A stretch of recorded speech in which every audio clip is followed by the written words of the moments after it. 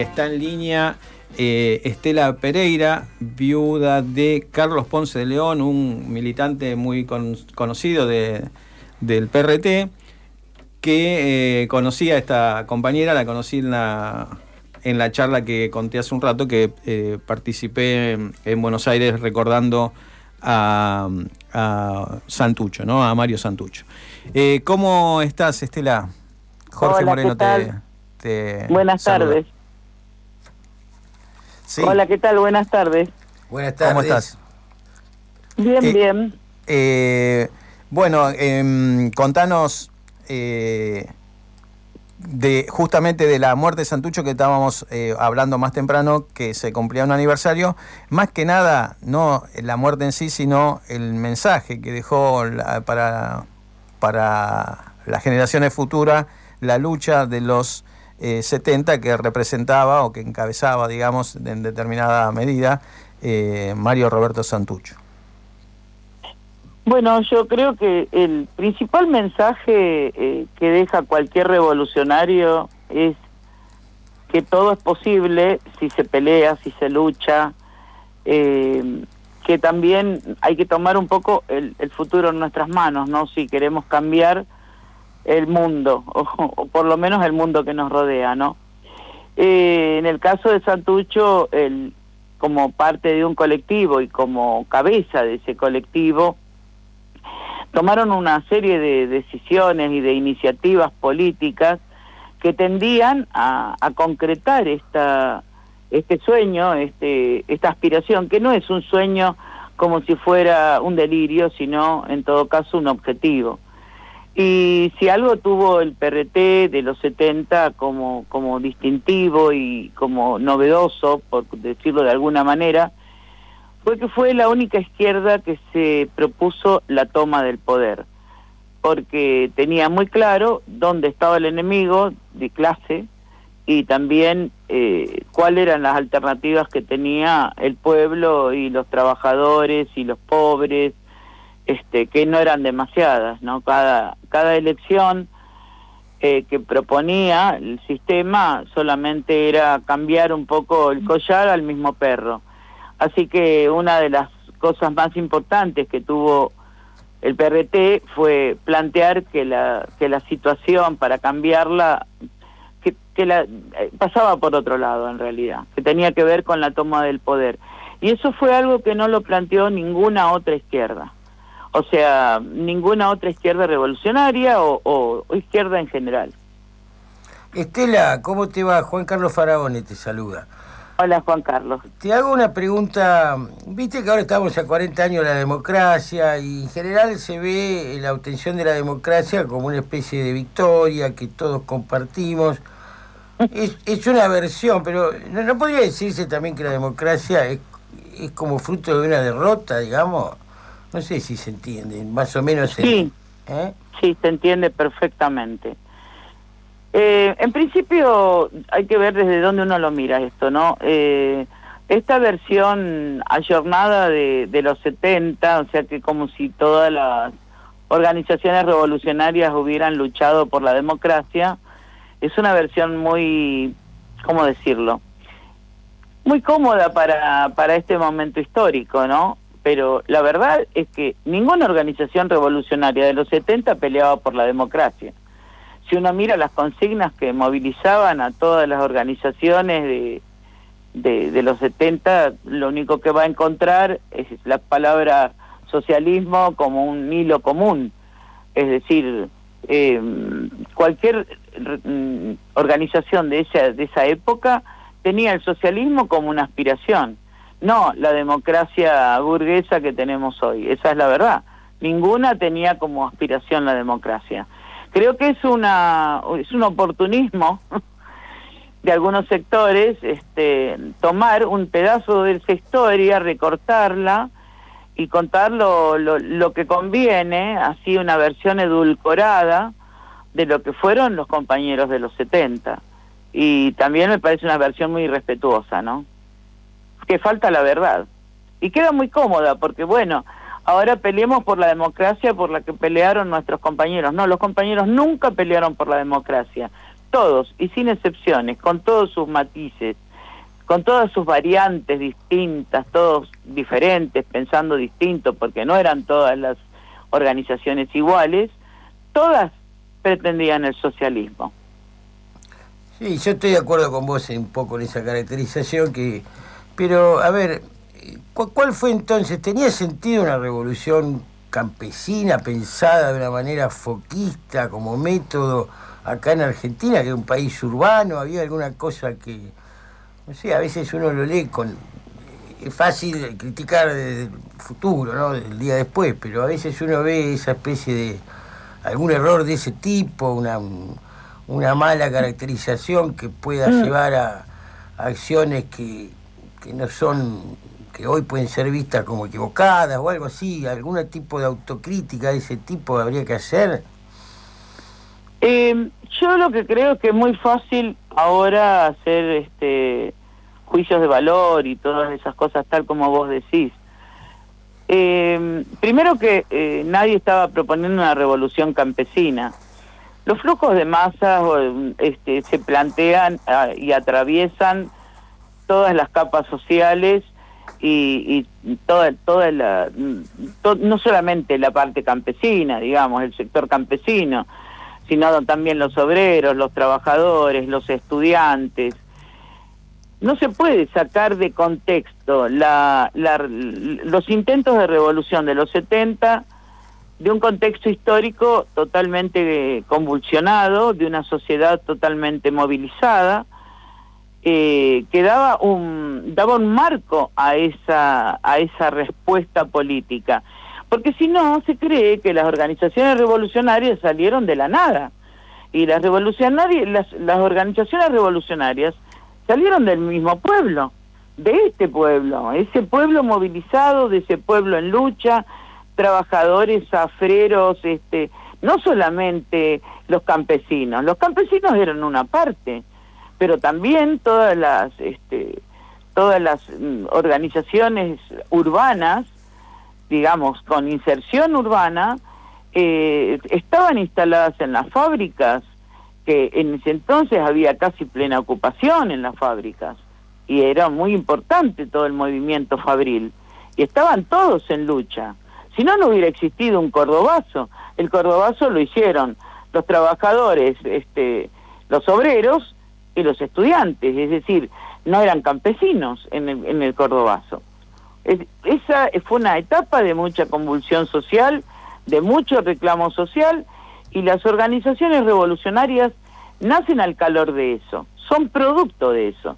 No se puede analizar la historia sin tener en cuenta ese contexto político y social que era muy importante y que le dio origen a todas estas organizaciones. Sí, cuando se inicia, digamos, estas movilizaciones tan fuertes, sobre todo lo que va a ser después el ERP, se inicia en zonas más bien alejadas de los núcleos urbanos, ¿no?, de la Zafra, en Tucumán, ¿no?, en Santiago del Estero. Pero rápidamente la lucha se propone a los trabajadores, digamos, o sea que se unía por un lado la lucha de los campesinos, pero sobre todo la lucha urbana, que ya había sido discutido por parte de los tupamaros primero, ¿no?, que tenían una concepción que tenían que no, Uruguay, el problema que tenía es que no tenían grandes selvas como podía haber tenido Cuba. Entonces era inapropiado para Uruguay y también lo mismo para Argentina, que no tenía las condiciones que habían tenido los revolucionarios cubanos. Así que se planteó rápidamente una revolución llevada a cabo por los obreros, más que nada. Eso quería aclarar un poco. Sí, no, los trabajadores de Tucumán, del noroeste, eran trabajadores, no eran campesinos. Los afreros eran trabajadores explotados, trabajadores que estaban en negro, totalmente explotados. Sí, sí. Lo que logra de alguna manera Santucho, junto con otra gente, obviamente, cuando Palabra Obrera le plantea la fusión entre la organización que lideraba en ese momento Santucho, el FRIP, y Palabra Obrera, es unir dos tipos, en todo caso, dos tipos de trabajadores. El trabajador del interior, el zafrero, el trabajador altamente explotado y sin reconocimiento legal prácticamente, y los trabajadores urbanos de las fábricas, de las zonas urbanas, como podrían ser Buenos Aires, Córdoba, Santa Fe, donde estaban las grandes fábricas, ¿no? Claro. Así que en realidad era toda la unidad de dos tipos de trabajadores, si se quiere.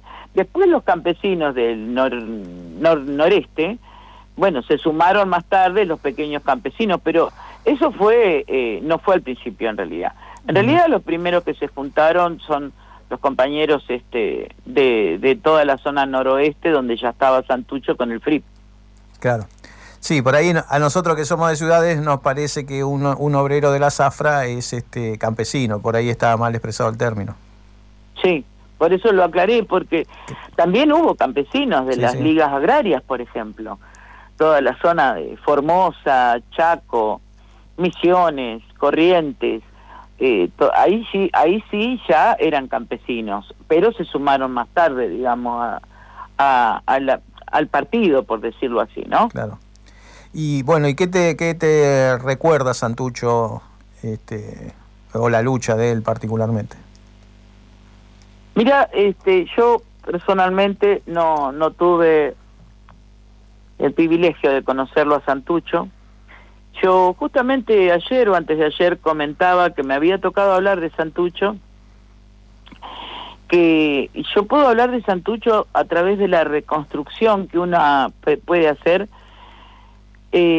porque a través de la narración oral, por ser haber sido la esposa del negro Ponce de León, bueno, tuve y tengo la suerte de conocer a muchos compañeros que pertenecieron al PRT, insiliados, exiliados, expresos políticos, y a través del relato yo construyo un imaginario que es lo que era Santucho, más todo lo que uno puede leer en los libros, ¿no? Porque, por supuesto, la vida de Santucho está relatada de mil y una maneras. Y yo rescato de Santucho, primero que todo, sus características personales, que eran especiales. Un hombre muy humilde, de formas humildes, sencillo, que sabía escuchar, que inclusive él siempre decía que había que escuchar, escuchar y escuchar. Alguien que sabe escuchar es alguien con sabiduría, pero además con una serie de principios inamovibles, como la honestidad, la lealtad, el compañerismo, la solidaridad de clase, toda esa impronta que era propia de él, que también se hizo carne en la organización.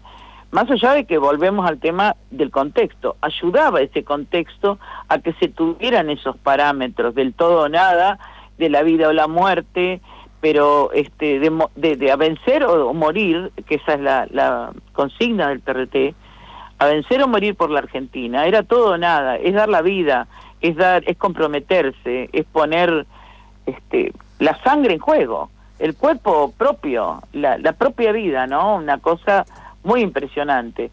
Y Santucho representaba todo eso con sus características personales de hombre del interior, y todo el mundo, que si uno le pregunta a todos los que lo conocieron, mencionan como característica principal su humildad, sus formas humildes, su saber escuchar, su forma tranquila. Hay que recordar que él era santiagueño, así que era un hombre pausado, tranquilo.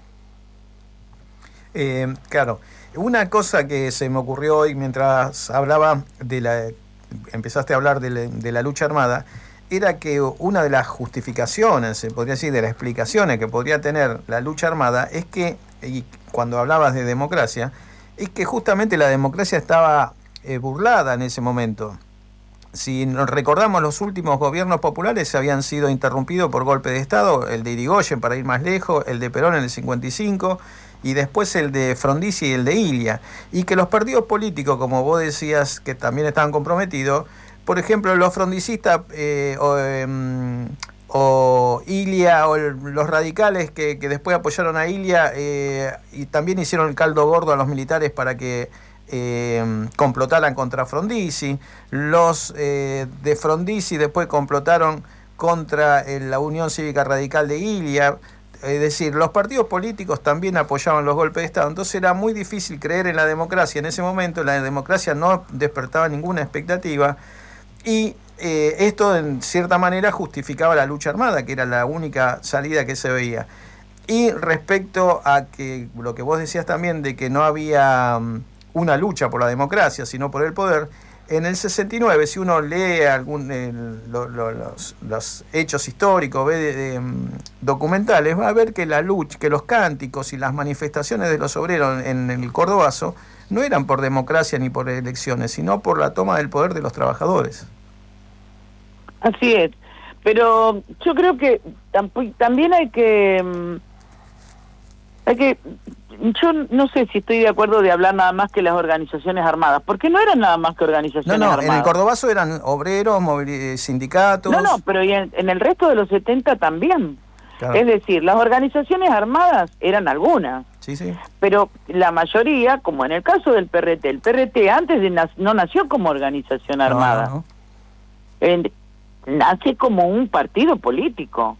Claro. O sea, los montoneros pertenecían a un partido político, dan la pelea política sin entrar en la toma de las armas.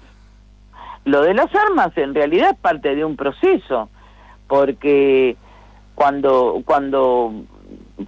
hubo ese flujo de masas, no todo el mundo tomó el fusil.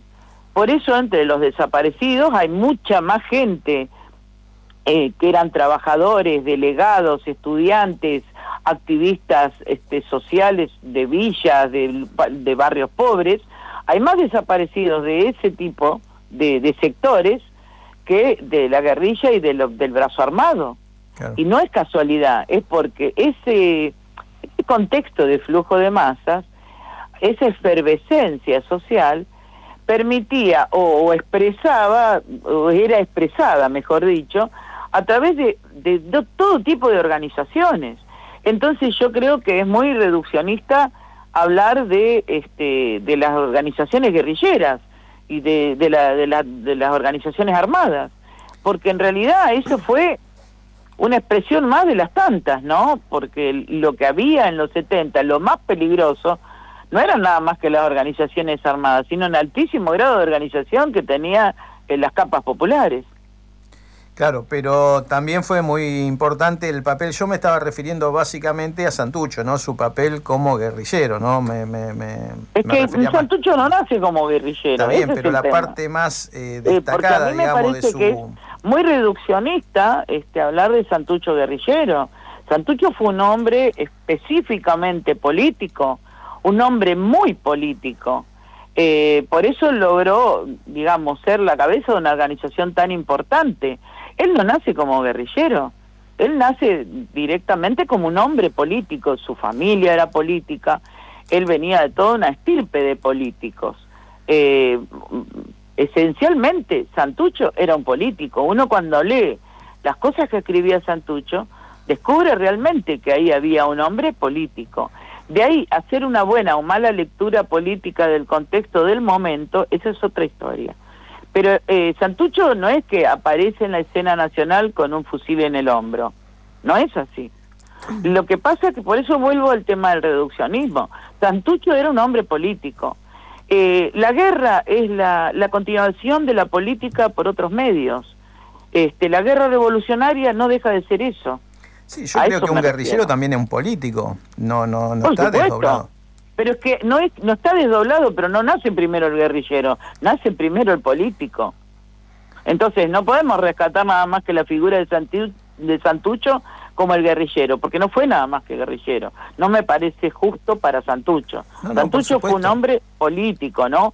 Y hombre de su época.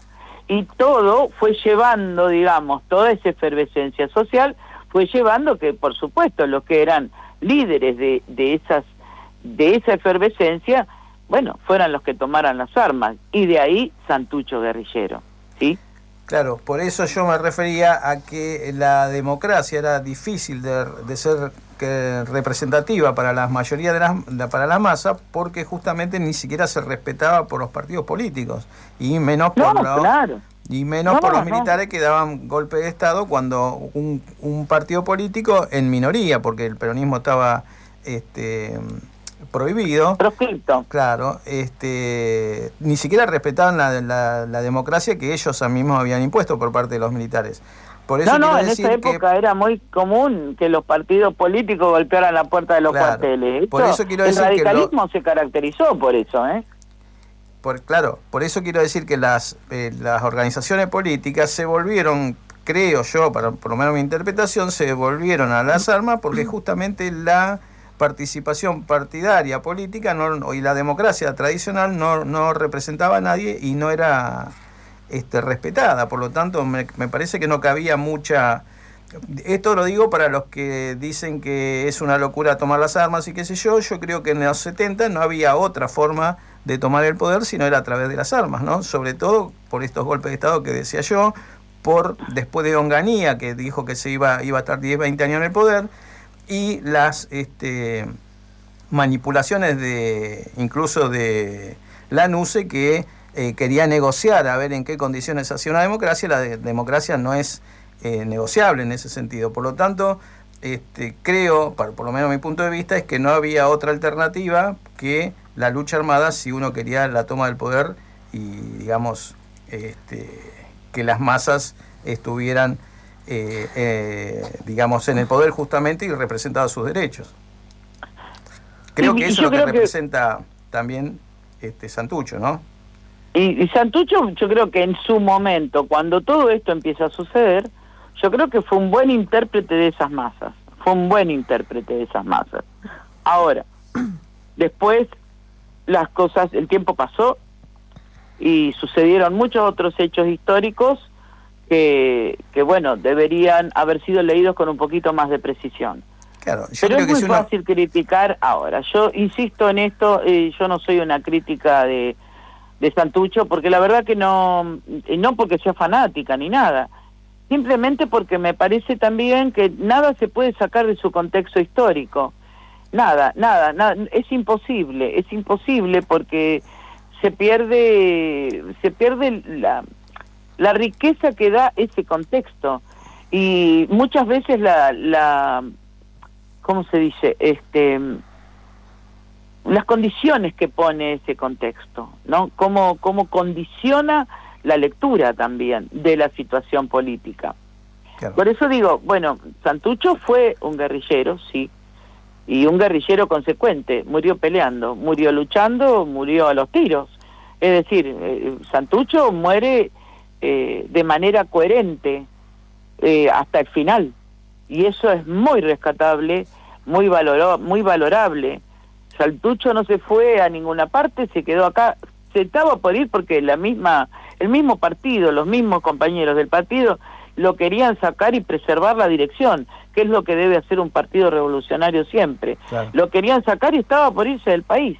Sí. Pero finalmente, bueno, con tan mala suerte que lo encuentran y bueno, y él se defiende como debe defenderse. Claro, hasta último momento, una coherencia total.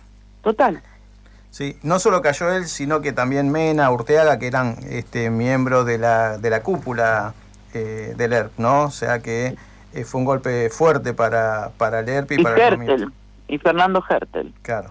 Bueno, compañera, muchas gracias por tu intervención y por querer también ubicar a Santucho en ese clima de época, ¿no? Un clima de época revolucionario, donde era masiva también esta confianza en que la revolución iba a llegar, y ahí esa entrega generosa de tantos y tantas compañeros, compañeras, siempre viene tan bien traerlos y traerlas a nuestra memoria.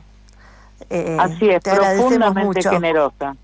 No, gracias a ustedes. Yo quiero rescatar esto, ¿no? La profundidad de esa generosidad. Queda muy claro, porque también tenemos muchas muletillas, ¿sí? Dentro del campo de las distintas militancias. Esto de la autocrítica es algo que se hace una organización o alguien en forma personal, ¿no? Autocriticar a aquellos y aquellas compañeras integrantes de organizaciones políticas revolucionarias estaría como fuera, estamos fuera de tiempo, digamos. Así que bueno, reivindicar esas luchas tan generosas. Bueno, muchas gracias a ustedes. Bueno, gracias Estela a vos. Pereira, gracias por comunicarte, ya estaremos en contacto otra vez con vos. Ay, muchísimas gracias. Un abrazo muy grande para todos. Un abrazo y para los todas. compañeros de Buenos Aires también. Muchas gracias. Chau, chau.